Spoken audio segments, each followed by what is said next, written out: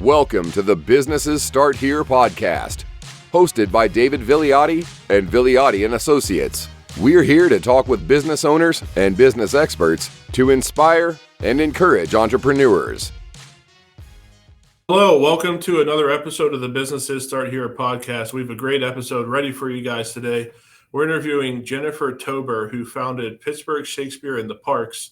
And we're going to hear a lot more about her story, how she got to where she is, and some of the challenges that she faced along the way, as well as the successes that they've had. So Jennifer, thanks for joining us today. Thanks for having me. Thanks so much. Sure. So we'll just get started right into it. So my brother-in-law introduced us, and as with most of these, some I know a lot about people that I interview, and some I know nothing. You're one of the ones I know nothing about, aside from what my brother-in-law has told me. And these interviews get me the most excited because we're going to learn a lot about each other today. Great. Wonderful. So why don't you tell me about yourself, how you got started with Pittsburgh Shakespeare in the Parks, and kind of what all you have going on. Great. Well, thanks so much for having me, Dave and Eric. It's really an honor. And it's just so lovely to reconnect with Eric after all of these years. You know, so many wonderful memories of him and our productions and just the old days. And so let's see, this is our 18th season. And I started Pittsburgh Shakespeare in the Parks when I first moved to Pittsburgh from New York, where I had been living for about 11 or 12 years. And I had always done outdoor Shakespeare and for other companies. And then I had my own Shakespeare company with some friends. We were in a class together, and we started indoor Shakespeare, actually, but outdoor Shakespeare was always one of my absolute favorite things to be in, to produce, to perform in, to see. I love everything about it. And so when I first moved here in 2005, before I had kids and before I wasn't working full time, I was teaching here and there a bit at CMU, and I had a lot of time on my hands. I was practicing yoga with my very dear friend Linda Miachi. She has taught yoga in Frick Park, Squirrel Hill, Blue Slide Playground, Sledding Hill for years. And we were practicing out there, and I thought, well, this is the perfect place to do a show. There's a little amphitheater down at the bottom of the Sledding Hill, and there's kind of a natural slope for seats, and there are the woods behind it, which is a great backstage. And so it was 2005 in November. We did our first 4 shows. I guess was it 4? Yeah, it was 2 weekends, the first 2 weekends of November in 2005 of As You Like It. And we did get a little tiny bit of snow or some kind of frozen precipitation the second weekend. And then after that, we wised up and moved it to October. Now we're September. But it really was just the inspiration of moving to Pittsburgh, realizing that Three Rivers Shakespeare wasn't around anymore, and just thinking, hey, I want to do this, and really being inspired by Frick Park. And from there, it just grew. Okay. What brought you to Pittsburgh? Was it the job at CMU, I assume? No, I was, the job at CMU was, I was teaching, I was working with international students, at CMU's, now, not there anymore, at the Intercultural Communication Center. But it was my husband's job. He is a reporter for the Wall Street Journal, and he was transferred here. And so we came here, from New York. Yeah. So. Awesome. So as you were talking, I was flashing back to when Eric was in one of your shows, and we went, and I remember it was such a cool atmosphere, and I forgot about it. And even as he told me that what you did and who you were, I didn't think of it until you started talking. I forget which production it was, but I remember being in one of the parks and sitting in a playground watching Shakespeare. It was such a surreal and cool experience. I You wonder guys, if you saw the show where we were on the playground equipment where it was kind of yes, raining. Oh, well, then yes. you saw one of my favorite shows because I think probably that day it was too wet to be on the ground. And so we used the playground equipment, Hmm. which was not great for the kids on the playground, but it was great for us. So, Yeah, yeah. I mean, it was ah, seamless how you guys used it. I mean, it was like you had a set designer there creating that experience. So yeah, I'm having flashbacks to that now. So that was anybody who's watching or listening to this. If you haven't had a chance to check out Shakespeare in the Parks, I highly recommend it. Just from my own experience, I mean, that was years ago. yeah. It And was. Eric is there, right? Okay, Eric was in at Eric can least chime in. two of our productions. So that was probably, was it Love's Labor's Lost? It was Um, Love's Labor's Lost. Yeah, and that's it was very rainy, and so but we didn't want to cancel because it wasn't actively raining. So yeah, yeah. we used the playground because that's part of the fun of the productions is just using the space that's available. Yeah, yeah, Yeah, playgrounds make great sets. And also, our shows are always free because we do believe fervently that Shakespeare and that all art should be accessible and free to everybody, that it should be just an accepted and inherent part of our cultural landscape. And so that's also very important to us to, yeah. bring Shakespeare for free and also like innovative and fun ways. Right. So Yeah, that it's it's something. accessible to everyone. Yeah. Yeah, that's definitely something you'll never forget seeing it in the park. It's Um, great. so with that in mind, that you do it for free, I assume you're a nonprofit Yes, organization. Okay. we are a nonprofit. Yes. Hmm. And so, how do you get your funding? Is it contributions, grants, combination of different things? I wish I could say the United States federal government recognizes the importance of arts and writes us a check every year, but alas, that is not the case. We are funded by our board members, by individual donors, by some trusts, and then different funders in the area.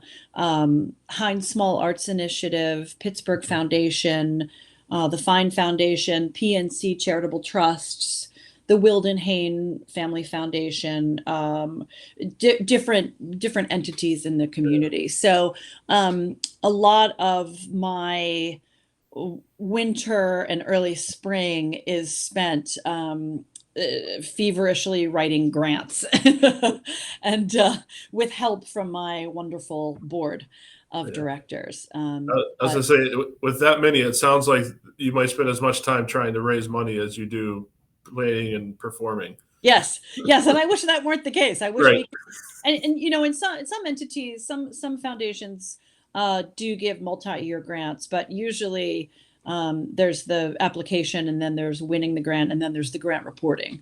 So it's the before, and then the production, and then the grant reporting, which is always fun. And it's great to be able to. It's wonderful when the funders come and see us, but oftentimes the money is through a trust or something, and so the funders don't actually get to come see it.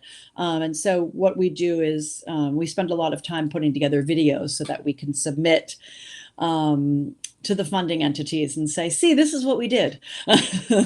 Here's a video snippet of us on the playground, or giving a monologue to the audience, and the audience getting up and dancing, or whatever it is. Well, and Jennifer, I think if I remember correctly, a big part of the way that you've set it up and selected the parks and everything is also bringing arts to more underserved neighborhoods. And actually, I think we just Yeah. Dave, so I'm going to just keep talking to you. But Ah! so can you talk to that and just the way that it's more than just a theater company and how it actually is serving the community? Sure. Yes. Thank you for that, Eric. It's true. We do believe that we serve all, and sometimes we serve people that love Shakespeare and that come with their, there he is, you're back, their Shakespeare Riverside editions, or sometimes we get people who happen to be walking by with their dog and will just stay. And so we do try to reach a lot of different neighborhoods and different people in Pittsburgh. And we have performed in many different parks. And this year we are doing a Midsummer Night's Dream in Frick Park, Squirrel Hill, Westinghouse Park in Homewood, Highland Park in Highland Park / East Liberty, and then Shenley Plaza in Oakland. And we believe that people should not have barriers, including ticket prices or previous exposure to the arts or even transportation. So all of our venues are easily accessible by public transportation, and they're also accessible to wheelchairs and canes and things like that. So we do want to not only attract Shakespeare lovers and theater lovers, but people that maybe, think of Shakespeare as like the boring stuff we had to read in high school. And we do it in a very muscular, energetic way. And Midsummer Night's Dream, for example, without spoiling too much, we do practice non-traditional casting. So our Puck is like an older man who's originally from Romania, who had a long career as an engineer, who before going to Columbia University, getting his MFA, and now teaches theater at West Virginia University, which is my alma mater, where I got my MFA, and that's Cornell Gabara. And then Oberon is Jelena McLaren, who is a young African-American woman.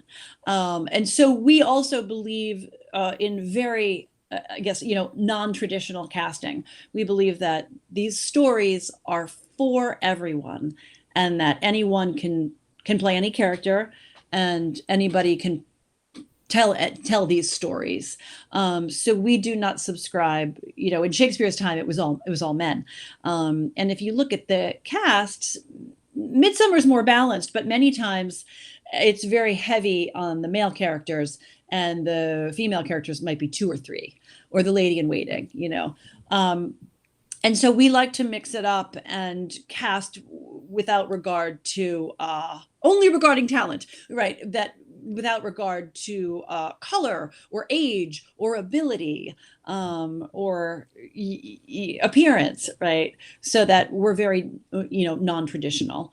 And we also like to do Shakespeare in surprising places, like at the playground or in a park that hasn't been used in a while, or Shenley Plaza, which is usually for music, and along with that comes challenges of helicopters and drones and trains and dogs running through and motorcycles, street noise, ambulances, things like that. Well, that makes it so much more challenging and entertaining too, because I know the one that we saw, the way that you incorporate all the things that will go wrong. Like, I think you go into it knowing there's something is going to happen that you have no idea what it is and how you're going to handle it. But that's part of the fun for the audience, but probably even more for the actors. Yeah, I like that. We just kind of accept that something will go wrong. Right. It's true. And yeah, that's a really good point. And even in rehearsals now, we're thinking, our convention for Midsummer Night's Dream, a lot of people are playing 2 characters or 3 characters. So the mechanicals who put on the play within a play, they're like carpenters and weavers and welders. And they also double as the fairies that wait on Titania. And so they keep saying, well, how am I going to change from my carpenter uniform into my fairy? And it's like, we're doing it right in front of the audience. And just like you get dressed in the morning, as long as it takes you to change, it takes you to change, right? And so we say that we erase the 4th wall, and that it's like the audience knows that these are people playing characters. Right. And so we don't have to pretend at any point like, I'm not the actor, I'm the actor, and you can see me no skin changes, right? But you can see me taking off one thing and putting on another thing because I'm a person playing two characters and I know it. And so instead of trying to hide that backstage, we really don't have a backstage. We'll have a small kind of tent that serves as kind of the establishing setting. And then there might be a couple of things that happen behind that tent, but otherwise everything happens out on stage in the grass. Yeah. And the audience is in plain view of that, unless there's something that needs to be kept secret. Right. And I feel like that also makes it more accessible to the audience because I think, as an audience member to see behind the scenes and to kind of see the process, like that actor is really struggling getting those shoes on, I think makes it that more, it erases barriers and it makes it more human, I think. Yeah. So that's all a part of it as well. I think also from the actor's point of view, the training they're getting for life. I mean, I know you said the one woman's relatively young, but just being able to adapt. I think that for a lot of people, one of the biggest challenges in life is handling things when they don't go well. So the fact that these actors are getting the opportunity to not only expect it, or to not only deal with it, but to expect it. Because I know even we went on vacation a couple of weeks ago, and my sister, we were following her, got in a car accident on the way down. And everybody was fine. The car was obviously in rough shape, and that could have derailed the whole trip, right? But the attitude of the kids that were involved, the adults that were involved, just this is what happened. Let's move forward with it. It made it so by the end of the day, when we finally got to where we're stopping for the night, we asked the kids how was the trip, and they said it was the best trip they've ever been on. Because you, in this case, we weren't expecting anything, but when it happened, you dealt with it, and you dealt with it in a positive manner. So I think the education your actors are getting on life is incredible there. That's a really good point. And I think as actors and as theater people, I think we set the bar really high for ourselves. And I think that's a really nice way to think about it, is that something will go wrong, and how do we deal with it? And what does it really matter in the end? Right. If you can't get your shoe on by the time you're supposed to start speaking, then you're still tying your shoe. Right. It's not the end of the world, right? Or, if a helicopter goes overhead, you can't compete with a helicopter. Right. You have to stop. And how do you incorporate it, right? And look at it as an opportunity instead of an obstacle. Yeah, that's great. I had this professor when I was at WVU who said doing Shakespeare for an actor is like running a marathon, and doing outdoor Shakespeare is like doing a triathlon, which I thought I always take that with me, because it's also it's not for like divas or divos, it's like you're not going to have a nice dressing room, you're going to have a tree or maybe a small tent and a small mirror, so it's interesting because you do have to be able to kind of like deal with a lot of challenges, and it's like, how do you rise to the challenge and incorporate, Like today, when my internet went out in the middle of me talking. So I mean, isn't that all of us every day? Yeah. And then I heard Eric in the other room filling in for me, and we just adjusted it and went on. So you never know in life what's going to happen. So that's great. And I think it endears the audience to the actors and to the characters, because like you said, it breaks down that fourth wall, and you feel like you're part of the production as an audience member. Yeah. And sometimes the audience will be part of the production. Actors may sit down with them on their blanket, or drink some of their wine or eat their grapes or ask to hide behind them or get them up to dance or ask them to hold something and keep it safe for the next character. Right. And so sometimes they are involved. And we also like to have the action sometimes not just take place on the stage, but around and amongst the audience, behind them or in the aisles. So That's good. yeah. So switching gears a little bit, because I'm not as creative as you are, just thinking about kind of how you grew Shakespeare in the Park. In the parks. So you said you had 4 shows the first year, 2 different weekends, and then while I was trying to get back connected to the internet, you were talking about all the different places that you're going to be this year. Mm-hmm. How did you grow it, and how do you gauge a successful season? Because obviously I don't know if you count attendance but you're not, the typical business metrics aren't available for you, right? So you're not looking at gate revenue, things like that, Right. which I think helps because you can focus on the true success. Sometimes when you're looking at the finances, it kind of hides a lot of failures. But when you're just open to the public, if they show up or not, especially all the barriers that you remove, like you said, you're by public transit, it really is about the product that you're putting out there. And so it's a much more true measure of how successful you are. That's really interesting because I often think it would be great if we, like many companies, it's always, where is the next grant coming from? And we were in the black this year. What about next year? Right. And we really need to pay people more, and we should pay me. And my friends say, why is this not your full-time job? Quit all your other jobs. And it's like, I can't. But how do we measure success? And that's a question that we think about a lot, and that funders ask us. Measurement methods. How do you measure success? And there are different ways. We do take attendance, and sometimes we will have as many as 300 people, audience members, and that's a pretty big house. Yeah. Especially for outside. Sometimes it's 100. If it's raining, maybe it's 50.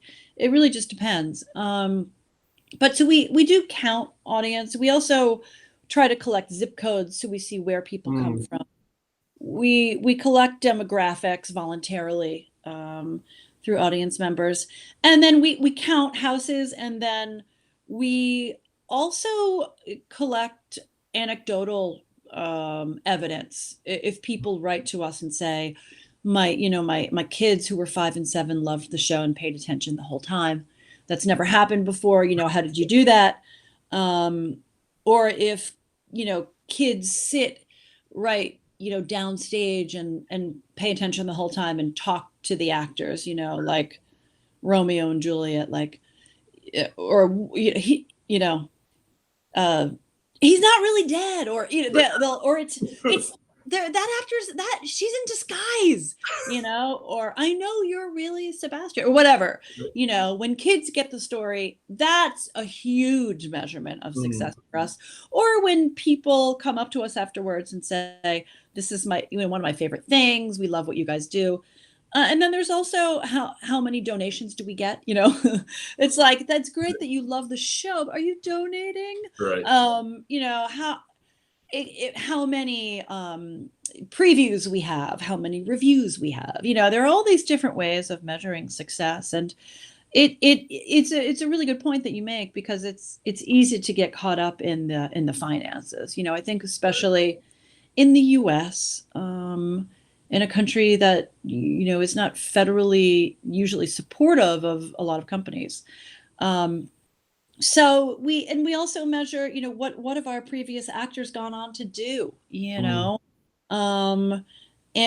what, how many repeat audience members do we have, and how are we as the board feeling, how are the actors feeling? And so there are many different ways of measuring success. But, and I think to harken back to an earlier question, how have we grown? We've grown very slowly, because now my kids are, I was talking to Eric, 12 2015. And so, wait, is that right? Yeah. Is that Matt? Yeah. Okay. And so this is our 18th season. And so we've grown slowly, but we have people who come up to us and say, I want to support you, or I want to be on the board, or I want to be your webmaster or web mistress, and those things are also really helpful. So we just keep on growing. Yeah. Yeah, and there's a benefit to slow growth that a lot of people don't talk about, is that it's more sustainable, and two, it doesn't stress your processes as much. So I know, like in our business, we grew very quickly for a few years, and then next thing we know, this year we're like, all right, we need to cut our customers by a significant amount, or else we're not going to be able to do all the work that we have scheduled. So there's benefit to growing at a slower, steadier pace, because Right. you don't have to make massive changes to keep up with what's going on. You can make tweaks here and there and Right. not lose the core of the reason you started, especially a nonprofit. You started it for a much different reason than I started my business. Right. You started it because maybe not too different, but you love what you're doing and you want as many people to experience it as possible. Yeah. It's probably my guess. Yeah.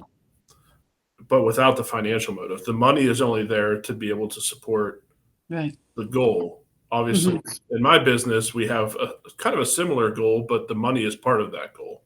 Yeah. So I like that you grew at a pace that you were as fast as you could have, based on the resources you probably gained along the way, right? Yeah, that's true. That's a really good point. We only grow as much as we can. Yeah, and we always talk about growing next year and what are we going to do and how are we going to top it? And sometimes I think it's enough just to say we're doing what we're doing. That's a really good point. Well, you should join our board of directors. So I'll we'll talk about that after the. We can definitely talk about that. That would be great, because you're so wise. Yeah, because I think it's easy for our, we're and our board is a bunch of artists, Right. and we're always like, sometimes the business, the simple business choices elude us sometimes. Right. Well, I don't know, but the way you say it all makes so much sense, like, yeah, we grow when we're ready. We don't stress our processes. Yeah. You're making me very relaxed about this. Oh, good. Yeah. It's good. Yeah. It helps to come at it with a business mindset at sometimes, right? So, I mean, that's one thing that we see a lot is, in any type of business, generally you surround yourself with people like you. It's just the way it is. It's who you're comfortable with. And I'm not even talking race or different things like that. Generally more of a mindset. Yeah. You really surround yourself with people with a similar mindset. And having someone with a completely different mindset, it may be stressful for both sides at times, but that's really where you're going to get the full gambit of opinions, and really the best opinion will typically come out when you have diversity of thought in your organization. Yeah, that's true. That's a really good point. Yeah.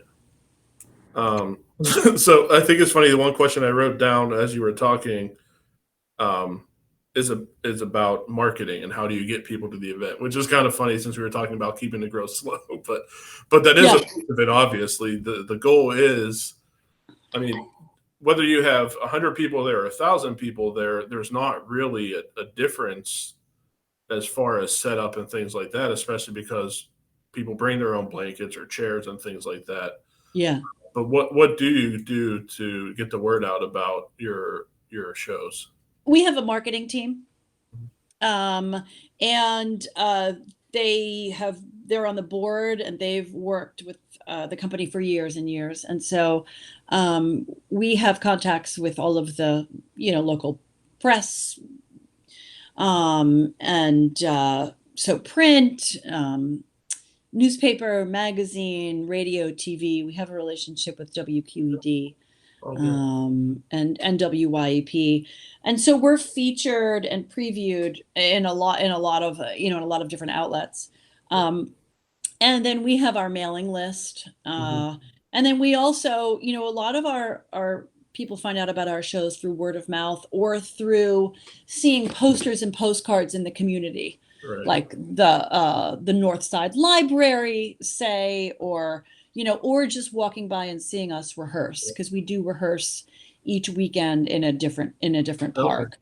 So it's really a little bit of everything. It's some press release, some social media, a lot of social media now. Yeah, you've got to keep up with that for sure. Yeah, you really do, and that's something like that I'm not that great with. I'm a little bit private in some ways, and so our marketing people are like, "Come on, we're gonna have an actor every week, a different actor every week, do an Instagram takeover.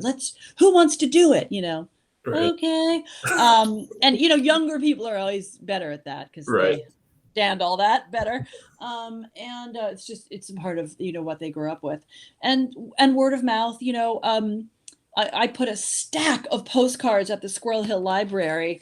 This is our amazing postcard, and it's upside down, and they were gone within a couple days, and Oh, wow. so kind of target audiences in the areas that we perform in. Right. People that live in those neighborhoods expect it now and say, Right. "Oh, I can't wait until September."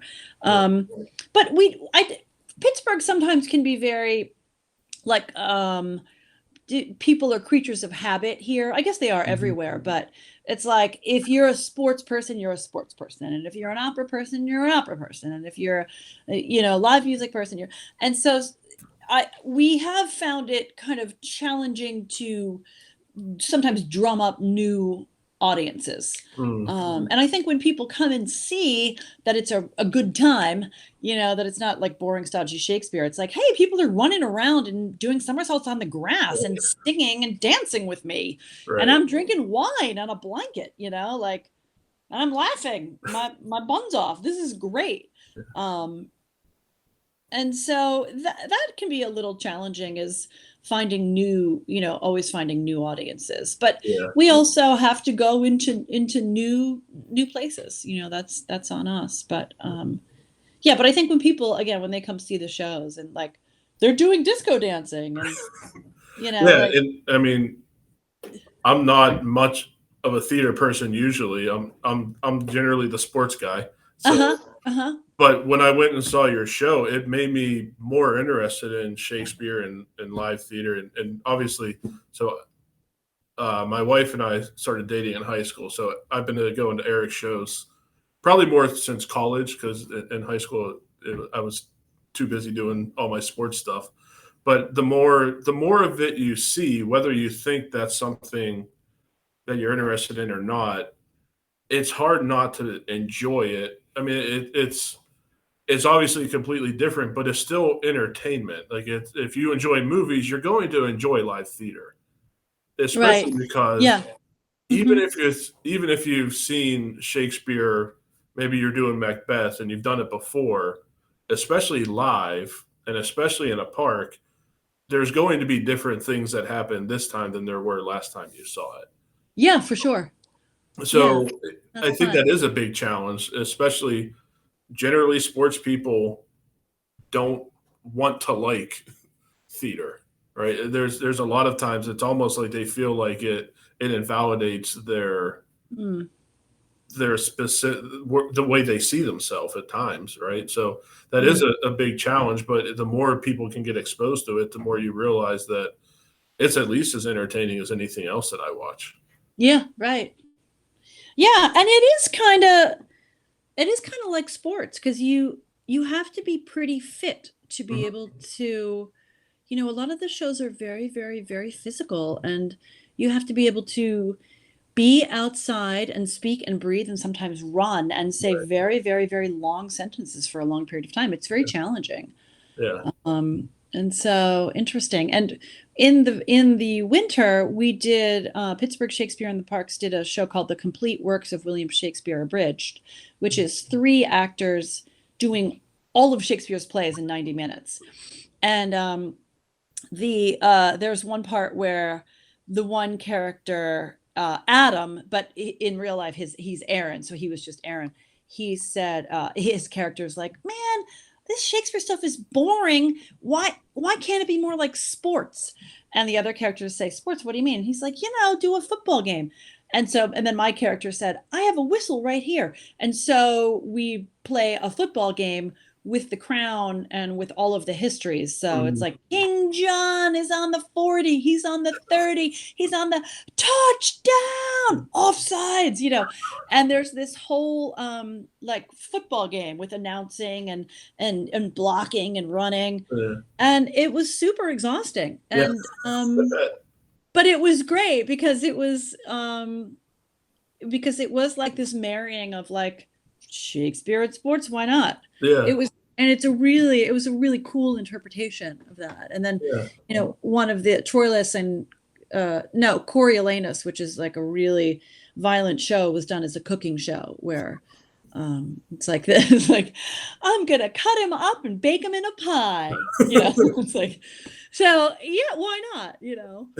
That's fun. It was very funny, but it's one of those things. Again, I think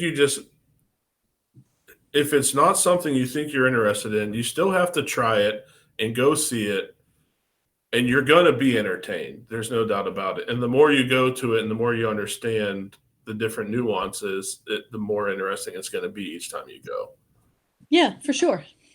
Yeah, like anything. Yeah. Mm-hmm. So and this is good because you can bring the kids, and if the kids sit still and watch it, that's great. If they want to roam around and watch it, that's also fine. If they want to go to the playground and then come back, that's also fine. And if you want to drink wine and eat snacks, then so it's like there's something for everyone. Yeah, you don't have to pay the theater prices for the food and drink. Yeah, exactly. You bring your own. So what are some of the challenges you ran into as you were starting this and growing it and continue to do it? Well, one of the challenges in particular when I first moved to Pittsburgh was we have to get a permit from the city of Pittsburgh, like a special events permit. And the process is a lot more streamlined now. It's all online. It used to be like print out the form and fill it out and take it down to the city. And it took a while. But the first year when I applied for the permit at Frick Park, the city granted it, and then somebody called and said, actually, hold off on that. It's been denied. And I said, why? And they said, because we don't, you haven't given us like the specifications of how you're going to build the set. And I said, well, we don't build a set, we just do it on the grass. And they said, well, you can't do theater on the grass. And I said, what do you mean? And they said, well, it's not possible to act on grass. And I said, well, it really is. And so if I'm not sure what the holdup is. And so they said, well, you're going to have to show two of our parks and rec reps what you mean by acting and doing theater on grass. So meet them Monday morning at 8 a.m. They start super early, the parks people, like 6:45 or something, 8 a.m. or 7:30 a.m. at Frick Park, right at the entrance at, Blue Slide Playground, and do like a mini performance for them. So I had to go and meet these two guys from the Parks Department, and they said act. So I did a couple of monologues on the grass, and then they were like, okay, enough. They cut me off. And they said, we get it now. And then they granted the permit. And that's one of those stories where when I tell it, I'm like, did that really happen? Right. It did. And then like Westinghouse Park, which we're going to be in this year, and Quantum Theater did The Current War last year. But Westinghouse Park in Homewood, the city denied the permit there because they said it was too dangerous, and they didn't allow any events there. And and I went there, and it was like this beautiful, idyllic park with like birds, and it's like there's nothing dangerous here. At least during the day. And so that was one of the obstacles. I think in some, like where I came from in New York, it was pretty easy to get permits to do stuff outside. It was more of like oh sure, we go to concerts and we go to Shakespeare in the parking lot or in the park or on the subway. You know, there's people expect art everywhere, right? Right. Music, art, Shakespeare. And that was trying to convince, you know, and year after year, working with the city, it was like, and you know, the city doesn't really, they don't advertise for us or anything, you know, they don't put us in their calendar, and we're here every year. Right. And that makes it tricky. And then, you know, that's the hardest part. And then just, you know, fundraising, but I think that's always hard, you know. Yeah. For a nonprofit, that's Having, always the biggest challenge. yeah, that's how it's finances, Yeah. right? Or also you know, what kind of changing the mindset of what people think that performers should get paid, you know, or how long it takes to put together a production, you know, about 4 weeks, or, you know, those things. And now COVID has been a big barrier. And right now we are testing and we're masking, and those costs are exceptionally high Right. for a small company like us. We have to absorb those costs of testing and buying the tests and hiring a COVID safety manager, and, you know, testing twice a week and making sure that we have masks for everybody. And we were doing temperature checks, and, you know, that's something we don't get compensated for. And other places are not required to do that, to test 3 times a week and to provide masks. And we are, and that's through Actors Equity. And so it's like, but why do we have to do it when Right. they're optional in the universities now? You know, Yeah. why are we still? And I appreciate that, but it's costly for us. So that's another challenge. COVID has been a big challenge, and for about a year we were online during the height of the pandemic. And so, you know, those are always challenges. Yeah. The online switch was interesting. I think it definitely served a purpose, but do you see that continuing now still, or is it something that it was just kind of Yeah, an moment thing? that's a really good question. It was, in some ways, it was very challenging for us to figure out how we could do a couple of productions from our living rooms, right? And so we had our designer design uniform backdrops for everybody. So we all had the same, it was like a curtain kind of Okay. set up on PVC pipes that were pretty lightweight. And so you could do it from anywhere, you know, and then we had certain set pieces that we all had. She made 12 of them, and we all had the same things. And we had similar props. So if we had to pass a ring, say, I would pass it and then right to the camera, and then my scene partner would take it, you know. Yeah. So our designer was really creative, and it was a lot better than we thought it was going to be. We thought it would really suck. And then we started doing some Shakespeare improv on Twitch, on Tiltify. And that was really interesting because donors and audience members could interact with us in the chat right away, and could say, here's, you know, $20. I want you to sing a song in rhyming couplets, you know. And so that was a really fun way to get audience members involved and make a lot of money in a short amount of time. And so in some ways it was better than not doing anything, right? Right. And then we did an international puppet show in April for part of our Shakespeare's birthday celebration, and it was amazing. Some of the work was unbelievable. You know, and they were people from all over the world that came together for this evening. I mean, and so we're definitely going to do that again. And then for things like board meetings, Right. you know, those are online now. Yeah. Or these types of interviews, right? So in some ways, I think we've all grown and risen to the challenge. And then if we need to be online, we can be online. And I think there's something gained and something lost in that. Yeah. Yeah, it's not all good, not all bad, but I think overall, at a minimum, it makes the ability to connect more often easier. Yeah, for sure. And keeps us safe. Yeah. Absolutely. All right. You know? So I think we're just about out of time. I always like to ask, one thing I think is when you start a nonprofit or you start a business, you kind of start those a lot of times for the same reason. You really like something and you want to do it. Yeah.